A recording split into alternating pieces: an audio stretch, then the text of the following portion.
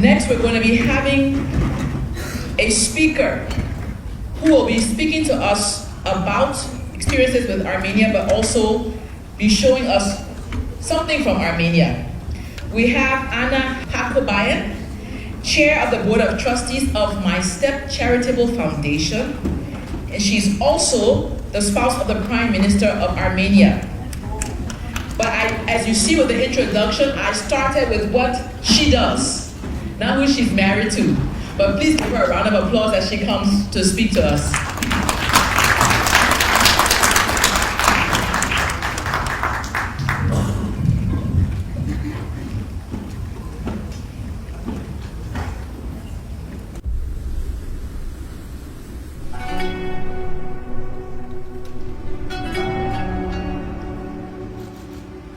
The spiral gold hairpin was worn by women to emphasize their status in society.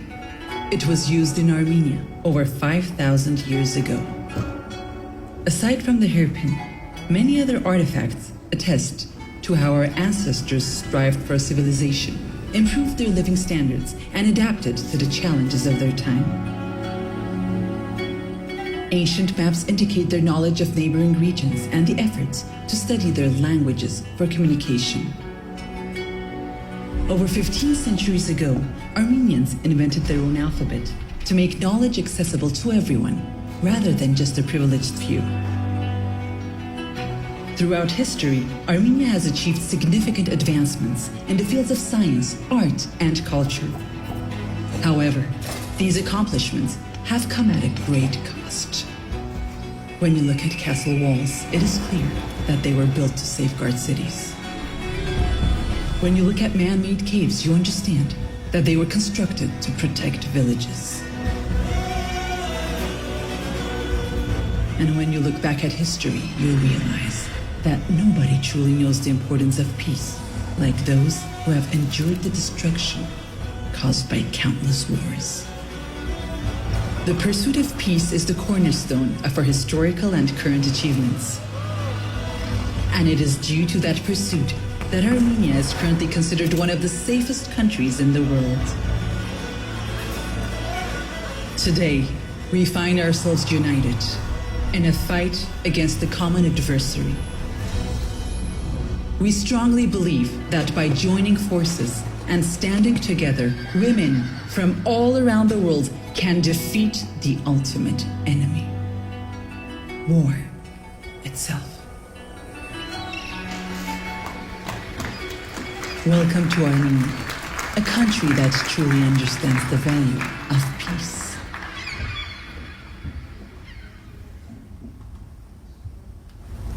Thank you,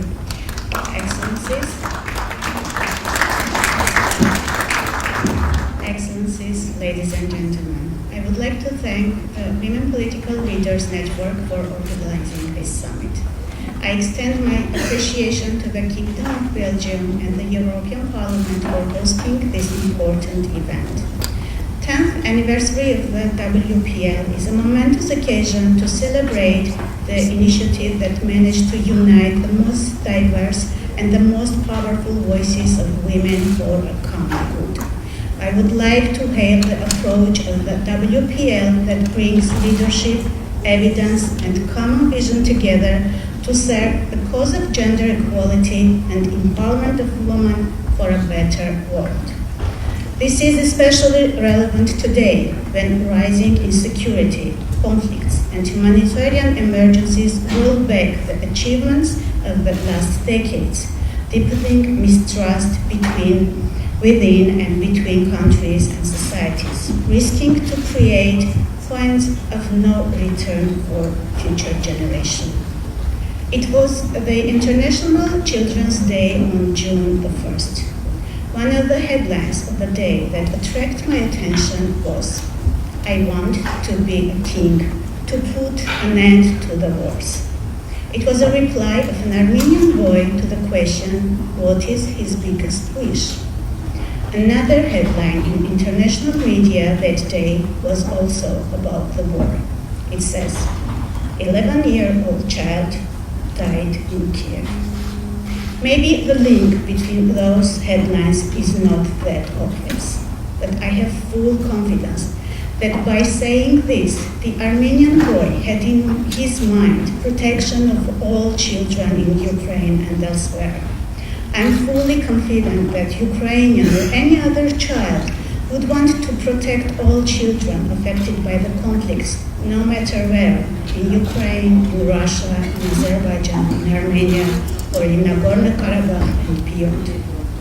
The Child Protection Day was created by us, the adults.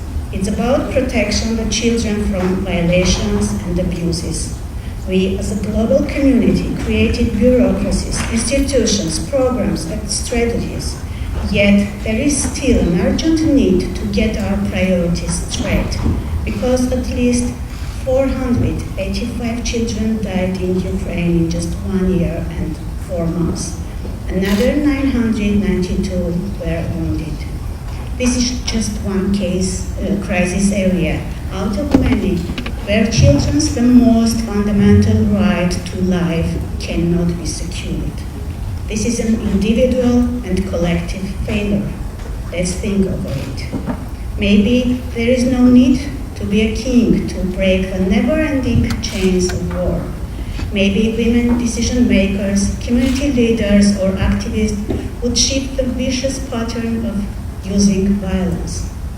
I believe this was in the thinking more than 20 years ago when the Security Council Resolution 1325 on women, peace and security was adopted. Despite the global consensus on strengthening the role of women, we are still underrepresented in any security and peace-related spaces.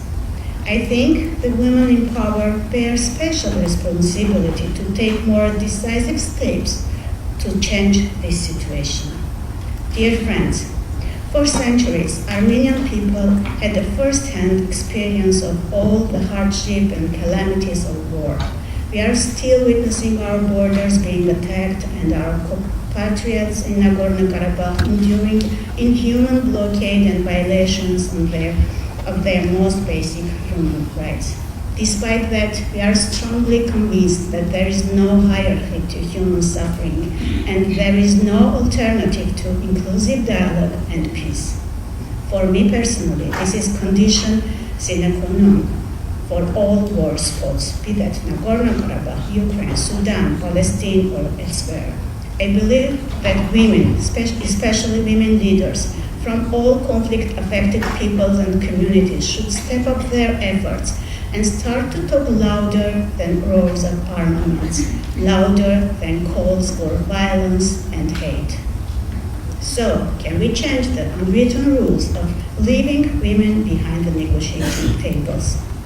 With this in mind, it is my distinct pleasure to announce today that Armenia, in cooperation with WPL, will organize a summit dedicated to the role of women leaders in promoting democracy, peace and security in Yerevan from 19 to 20 October 2023. The two-day discussions will center around the issue of promoting democracy, peace and security with a specific focus on the issues of women's full, equal and meaningful participation in decision-making and conflict resolution. We are expecting wide, cross-regional presence at the summit, which has an ambition to provide a truly global platform for women leaders, policymakers, and civil society representatives. We are full of anticipation for the summit. On our part, we promise all the warmth of Armenian hospitality and the beauty of autumn in Yerevan. You have seen the glimpse of Armenia in the video clip. Let me once again thank for this important summit and congratulate the WPL for yet another contribution to a vital cause. I hope to welcome all you in Yerevan to bring your voice and action for more inclusive, just, and safe world. Thank you.